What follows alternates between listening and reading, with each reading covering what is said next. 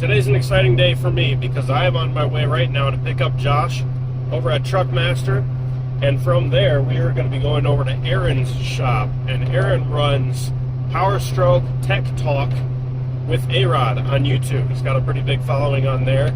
Check him out if you don't know who he is, and if you have a Powerstroke. We're on our way over there to have him take a look at the oil leak that's going on in my 6.7. And he, over the phone, he's saying that 11s and 12s, he rarely saw upper oil pan leaks on those either. So an interesting thing that I noticed the other day when I was under the hood was, you've seen in past videos, these 6.7s have crankcase ventilation. It's not blow-by, it's actually crankcase ventilation when you pull off the oil cap and the dipstick. So you get vapors coming up out of both of those. And I was looking under there and I saw some vapors coming up from the back side of the engine, kind of like where the dipstick tube goes down into the block. So I talked to Aaron on the phone. He said, yeah, that's not right. Something's not right back in there.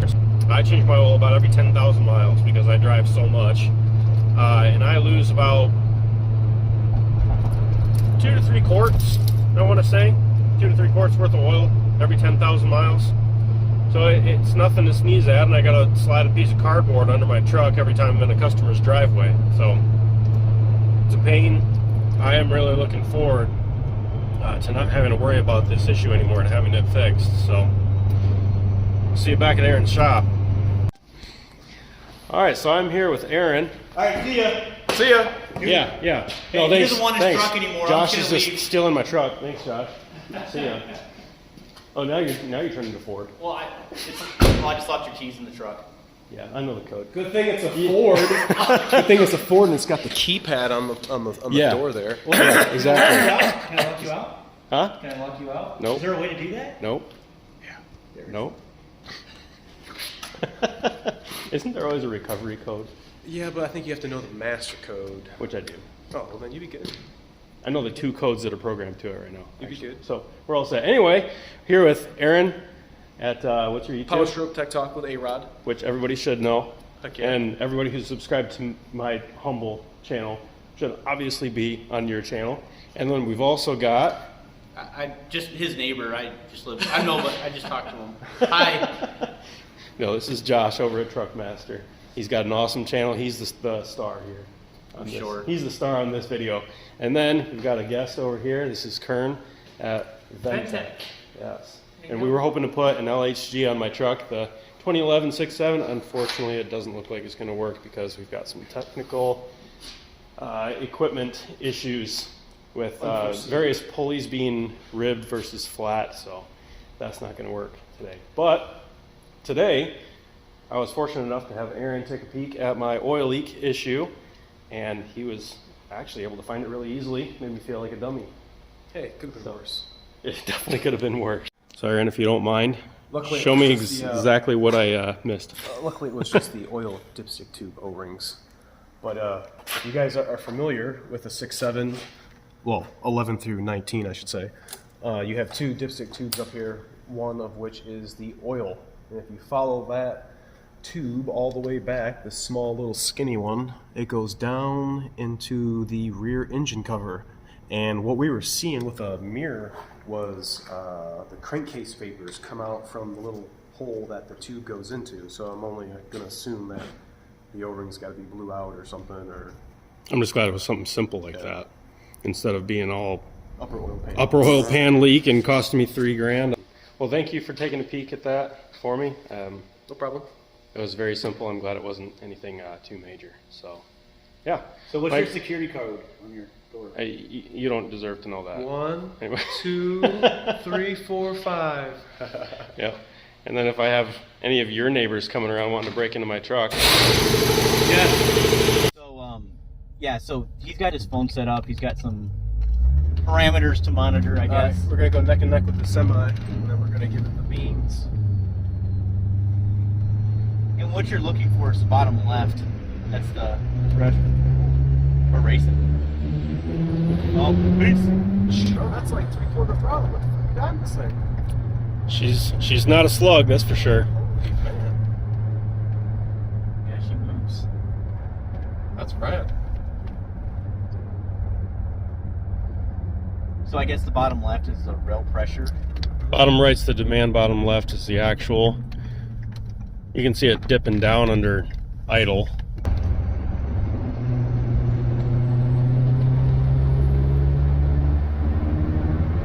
Damn, 29K. 29K and 40 PSI boost. And them 6.0 head bolts be stretching, would they? They would. Yeah. You might as well say bye-bye. That's what's good about these 6.7s. I have seen so many trucks just on the internet and just people that have come into, you know, different shops where, you know, they have stuff done to these trucks and they freaking hold up, man. They do. They obviously, I know the International wasn't Ford, but for the 6.7 coming out in 2011, and here we are 2024. This is the longest running diesel platform that Ford has had. Yeah. And it is still around. It's a great platform to do a lot of stuff to. Well, not only that, but the integrity of the Ford name with the engine is pretty cool because Duramax and Cummins can't say that for their Dodge and their Chevys or their GM trucks. Now, I think it's kind of cool.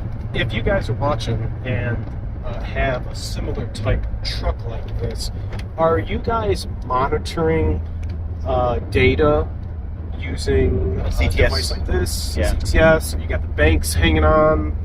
Do you guys have something futuristic that we don't even know about? I mean, I don't know. It's I find a mixed bag of responses. A lot of guys don't want to see nothing up here. I don't know what any of this means. I don't want it. A lot of guys are data junkies. I want to know what my RPM is. I want to know what my pressure is.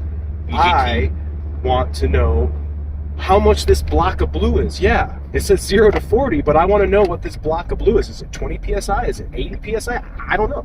Well, I like seeing the numeral values or numeric values so that, you know, you're not looking at an analog gauge or anything. Yeah, it's really what is the ECM talking to? What is it saying?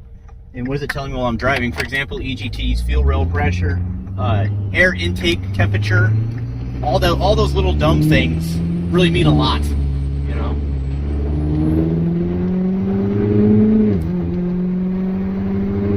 That was lagging right there, big time. Was it? Big time. Big time. That was requesting 29 and it was 26, 25, 24. Oh, wow. So I like to think of the high pressure oil system and the fuel system as a water in a glass. Right now, we had a hole in the glass. Typically would get a check engine light on. But because this has got a different type of control system on it, the parameters in which some of the DTC set may be a little wider than what it should be. Nonetheless, those two are supposed to meet. They're supposed to match. The 4 different polls that we've done, they've been pretty much close. This one was not. And that only leads me to believe, why do we have a hole in the glass? If we had a continued problem right now, this thing's about to shut off, man. Oh my gosh, what's going on? Reduce power. What? That's not happening. So my thinking, trying to be logic here, is the pump.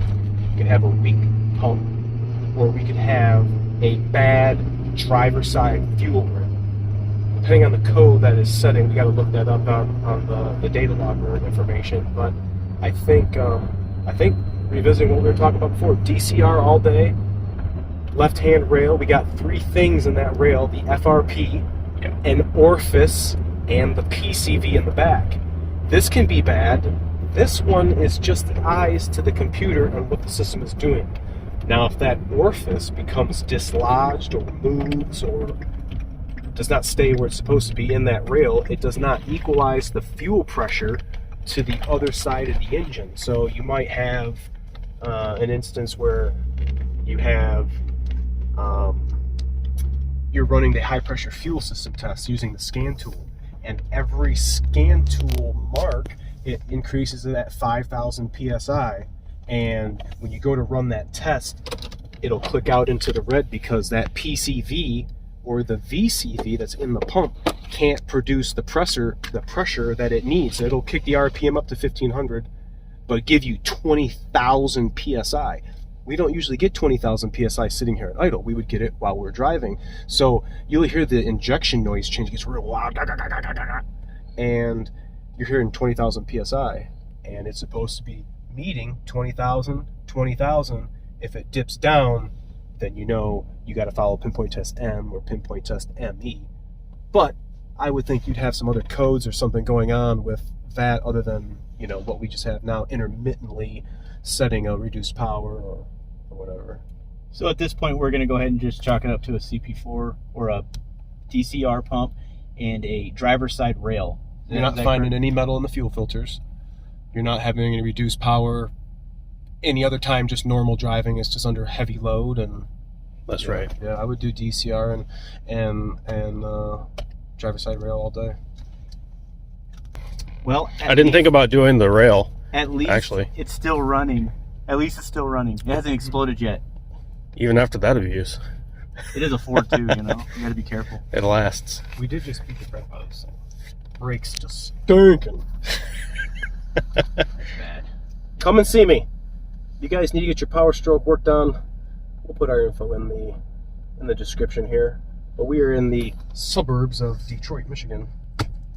So you know, watch your back out here. The offer's open. I appreciate you guys for watching. Remember to like and comment and subscribe. We got Nick over at Truck Ranch. Diesel Ranch. Diesel Ranch. Truck Ranch. Truck Master. Master Diesel Truck. Ranch. I'm all messed up here. We got a good group of guys over here, but what the most common thing that's bringing us together are these diesel trucks, and you guys as well. We appreciate you guys for watching. Catch you next time. See ya. Love it. All right, we got A-Rod in his truck here. Puts mine to shame. So look at this thing. No, wait. I thought you said you like King Ranch. Oh. What do we got going on here? Come on, man. Man, the brakes do stink. Stank. Yeah, just a bit. Yeah, it's 2020, got 30-ish thousand miles on it. That is one sharp I truck. freaking love lights, so I've got a bunch of I love the lights black. done to it. Lights in the grill. The lights LED under the tubes bumper. are my thing. I love the LED tubes and the headlights. Super sharp. Aaron, thank you very much. Go subscribe to Powerstroke Tech Talk with A-Rod. That's his channel. He knows a lot. He's very informative. Thanks for sticking around, guys. I will see you next time.